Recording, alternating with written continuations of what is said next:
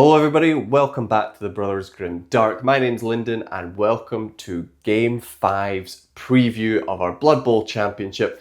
Game 5 is going to see Simon take in his first game of the season with his Gnome Team, the Laganallachie Guards, facing off against Rowan, who's in his second game with his Bretonnian team, the Glengriffon United. So as Rowan's already played a game, he's got maybe a slight advantage because he's had that time to skill up, but Simon's also going to have a little bit of an advantage having that deficit in his team value for other things. But we'll get into that in just a minute. We are just going to cover what happened in Game 4 first. So if you haven't seen that game yet, go and check it out now, then come join us back for this game. So that's your cue. Spoilers are ahead coming now. So Game 4 saw me and my goblins, the Coffin Road Ringers, facing off against Connor and his human team, the Hold'em Haulers. So I said before this game that I thought it was a tough matchup for the goblins because they've got a lot of answers to what the goblins do well. Connor had as many players as I did.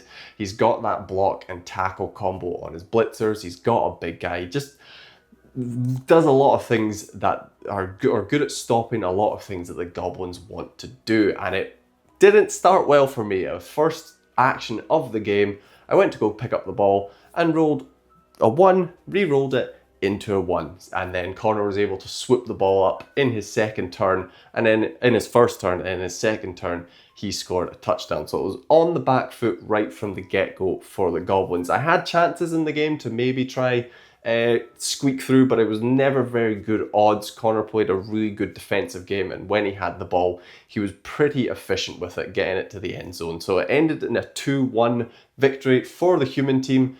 Alas for the goblins, but I didn't take any injuries, which is good. I've kept my team intact. There was a lot of KOs on the side of Connor, pounding into the goblins, so glad to keep my team intact.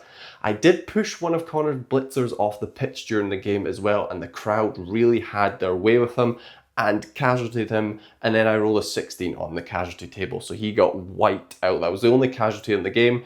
It was pretty bloody. We saw some good passing plays though from the human team. I had a chance in the last turn, or second last turn of the game, to do a throw teammate, but my trolls just weren't playing ball.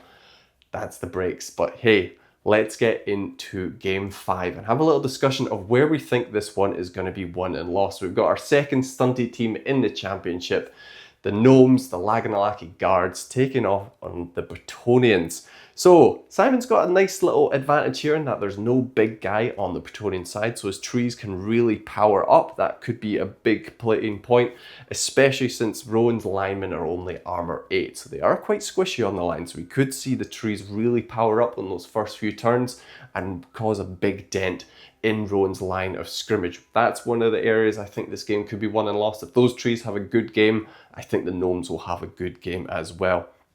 On the flip side of that, Rowan could go super aggressive with his linemen and go for 2 dice uphill blocks because he's got that wrestle. Hope he gets that both down and get those trees on the ground so they can't punch him quite so hard in Simon's turn. So I really think that's going to be interesting dynamic. Rowan's also got his 6 knights who are going to be able to do Dauntless to go up against those trees. It's only a 50-50, so it's risky, but he could do that if he really wants to be aggressive on those trees. On the other side of things, we've got the foxes for Simon. So there's main scorers, really good player. They're movement 7, agility 2+, with dodge, with stunty. So they dodge on a 2+ with a reroll everywhere, all the time, unless there's prehensile tail, which there isn't in this game.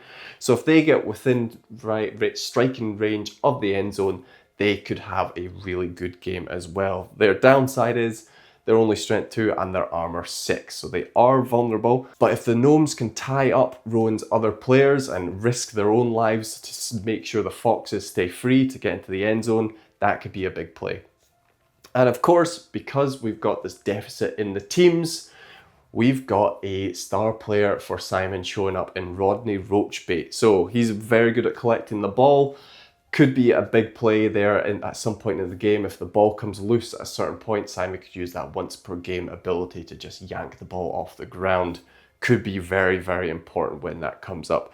Rowan has had the chance to level up a couple players though, so his 2 blitzers had a great game against Johnny, but they have not leveled up. It was those two catchers who got the touchdowns. One of them has got dodge now. That is Sir Alistair MacLeod, and another one has sprint. Now, of course, all of the linemen in the Bretonnian team have wrestle. This one being marked with the wrestle marker at the end here is just to represent that he is a journeyman, because one of Rowan's players did get an injury and is missing this game. So he's got one journeyman for this one. I suspect he's going to be stuck on the line and used as a little bit of tree food, but we will just have to see. What do you guys think of this coming game this Friday? Who you backing? Who do you think's going to win? And who are you supporting in the championship as a whole? Almost all of our teams have played their first game now. We've just got Simon and Marisha to go for their first games. Who do you think the standout coaches are? What are you thinking? Let us know in the comments. Anyway, see you on Friday for this matchup.